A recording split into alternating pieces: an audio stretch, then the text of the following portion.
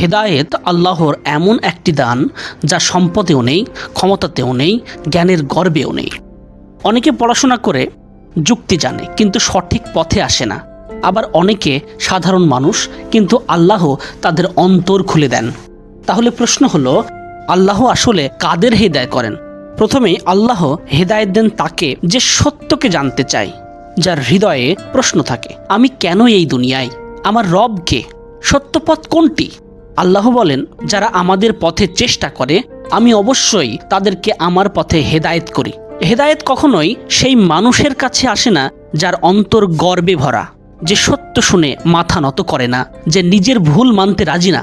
আল্লাহ পরিষ্কার বলেছেন, আল্লাহ অহংকারীকে হেদায়েত দান করেন না। এটি একটি কঠিন বাস্তবতা। অহংকার হেদায়েতের সবচেয়ে বড় শত্রু। একজন মানুষ যখন ভাবে আমি ঠিক, আমাকে কেউ বোঝাতে পারবে না, আমি ভুল হতেই পারি না, তখন সত্য তার সামনে এলেও তিনি গ্রহণ করেন না। অহংকারী মানুষের মনে আল্লাহর নূর ঢোকে না, কারণ অহংকার মানেই নিজের জন্য নিজের রব হওয়া। ইবলিসের পতনের কারণ কি ছিল? জ্ঞান না, ইবাদতের অভাব না, শুধু অহংকার। যে অহংকার ফেরেশতাদের সঙ্গী শয়তানকে নাপাক করে দিল। মানুষকে কি ছাড়বে?